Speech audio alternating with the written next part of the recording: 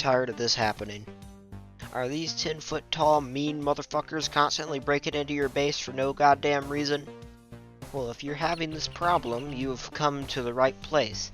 This video will be covering active, passive, and some other strange tactics on how to deal with incursions from these alien assholes, and how to possibly go on the offensive against them to make sure they never come back. To start with, I would like to mention that these aliens are not very kind. As you probably know, they break into your base unprovoked and kick your fucking ass, and proceed to, trash everything as well, and probably eat your food. Pictured here is an example of the very violent nature of these aliens.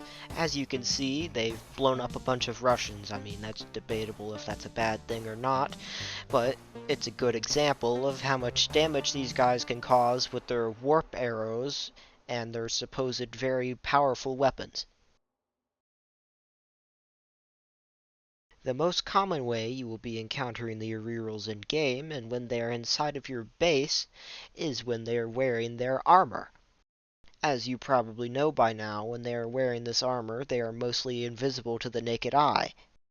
According to this document I have here, this armor is a light armor that coats the entire body using Indus, a non-hadron supermetal that is nearly indestructible, has no friction, no conduction, and is 100% reflective, supposedly. I'll be covering this more later. It also keeps them warm and looks somewhat familiar to the HEV suit from Half-Life, though it's usually all black or highlighted with white. The invisibility of the armor is explained by the light hitting the suit and it gets super polarized. I don't know what that means. Which then goes through the body, hits the opposite side of the suit, and then goes back to normal. I have no idea if this is based on real science or not, but yeah, it makes them invisible apparently. Some other basic information is that Arirals can run at speeds of up to 31 to 56 miles per hour, they can react in 50 to 100 milliseconds, and they are 8 times stronger than humans. For the most part, this rules out directly throwing things at them to get them to leave you alone, which probably wouldn't be a wise idea anyways because they're wearing armor. Another thing is that Arirals really like shrimp for some reason. Who knows how they got them on their home planet, but they're apparently comparable to the shrimp that we have here on Earth. Also, never leave shrimp unattended. They will magically get into your base somehow, even though you won't be able to hear them, and the shrimp will disappear. If you ever buy shrimp, eat it immediately, store it inside of something, or put it in your inventory. As mentioned earlier, Indus is a non-hadron supermetal that is nearly indestructible, has no friction, no conduction, and is 100% reflective, supposedly. I highly doubt the claim that this Indus is completely indestructible, as here I have some more irrefutable evidence that it is in fact not indestructible. I'll put some more photo evidence on the screen here in a moment. Here is a picture of a downed warp arrow. This one in particular was downed by a manned portable air defense system. That system was shown firing and shooting down this one in particular earlier in the video. The document that I'm taking most of my information from claims that these warp arrows are indestructible to any human technology. This is a lie. They can in fact be destroyed by a lot of things that we humans have, and somewhat easily. Also, it's important for me to mention that since we're still in the Indus section of the video, that I do believe these ships are made mostly out of Indus, especially on the outside. A good place to start for your passive defense would be to put up some no trespassing signs. It is confirmed that Arirals have translated English into their language, and some of them can read and speak English. So at least some of them should be able to read your no trespassing sign. According to the document that I have, Arirals are apparently afraid of any kind of bird for some evolutionary reason, which I don't know what it is. Yeah, but putting up any picture of a bird inside of your base or outside of it should hopefully ward off any Ariral trying to make an incursion into your private property. Once again, according to the document, Arirals apparently have 180 to 200 IQ. Apparently, this isn't enough to know how to kick over mounds of trash. This is by far the most effective strategy of keeping them out of your base.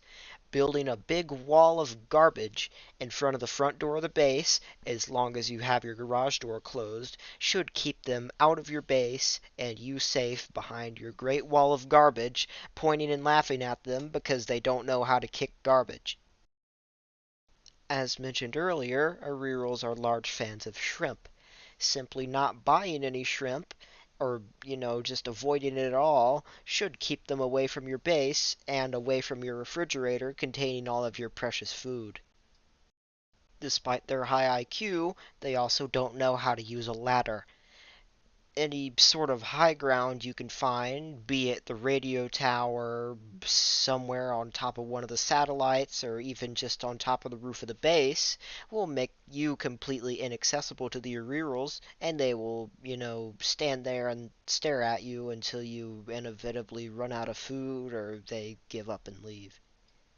Here is a very somewhat hard to accomplish strategy, but works very well if you can manage to pull it off. I've only managed to do this once, but I failed to capture it on camera. If you can somehow manage to get something right next to the fence of the big Stonehenge area, or some area that you can get them into where they won't be able to get back out, you can simply fence them in. Because they don't know how to climb, they will forever be encased within the fencing of the Stonehenge area or wherever else you choose. Okay, I think this one's pretty self-explanatory. Just go, stick a nail through the paper and go put it in the side of their ship or just dump it in their campsite. They'll see it eventually and they'll hopefully understand it. This last one is, well, just find a good rock that you think AI wouldn't be able to path up the side of and stand on it. I don't really know how you're going to get yourself out of the situation of being chased, but hopefully they'll give up eventually and leave you alone, or you'll just be doomed to stand on a rock for the foreseeable future. This tactic is most definitely the most obvious. I'm sure we've all dreamt of shooting them to make them go away forever, but there's a caveat to this. Unless they're not wearing their armor, it's going to take a somewhat considerable amount of firepower or ammunition to dispatch them properly. Even though that armor they're wearing may not be indestructible, it's likely bulletproof up to rifle caliber. Even though it's this bulletproof, you can still kill them with blunt force trauma, which will probably cause some sort of internal bleeding, eventually leading to death.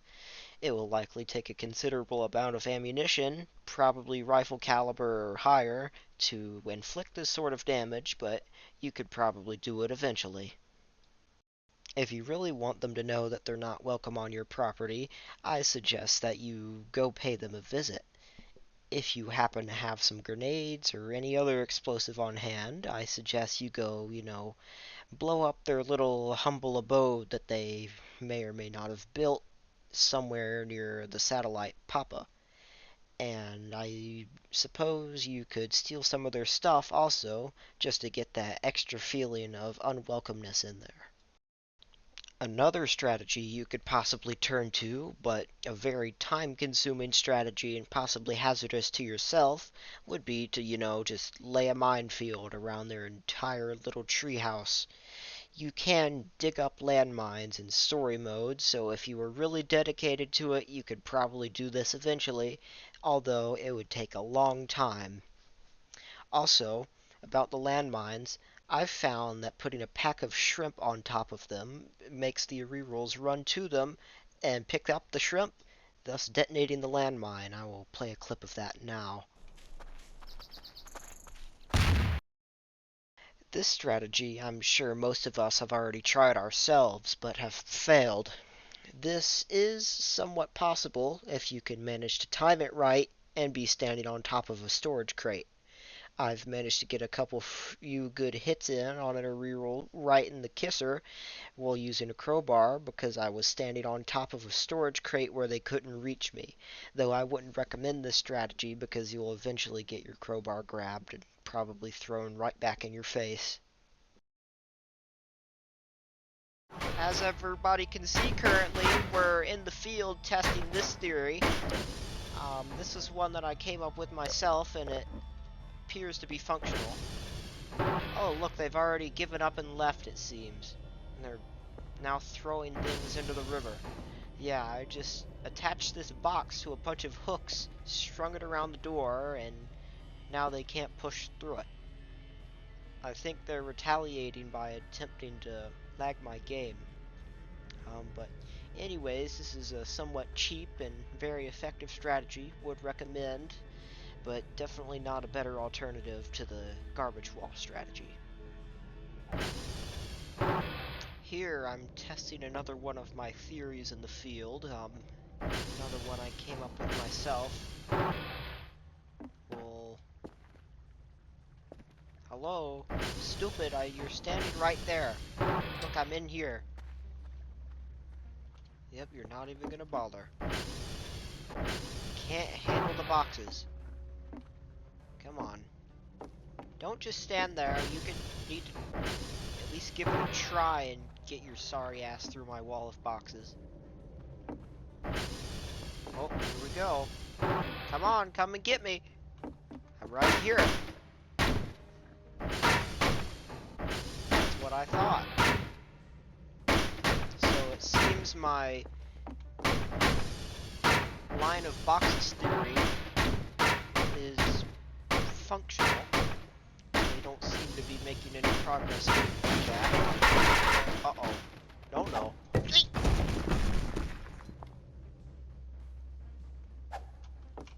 Didn't get me that time. Come on, throw me another one. Oh, won't fit through the door. Come on.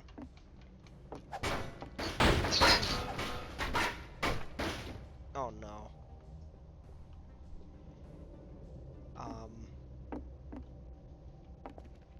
You're just gonna leave now? Yeah, stay gone. Well, that concludes the test of that theory, I suppose. Yeah. Alright, once again in the field testing another theory. Since they obviously don't know how to climb. Oh, there's two of them this time. I'm gonna stand up here, and they just can't get me, I believe. They're roaming the base to see if they can find a solution to this predicament. Oi! Oh, they figured me out. Oh, too slow, motherfucker.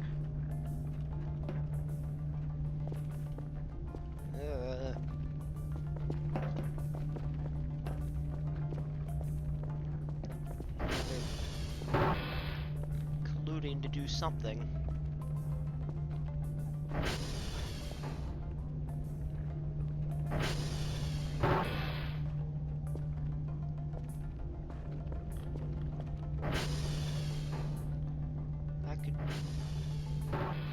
There we go. Oh, another rock. Good try, shithead.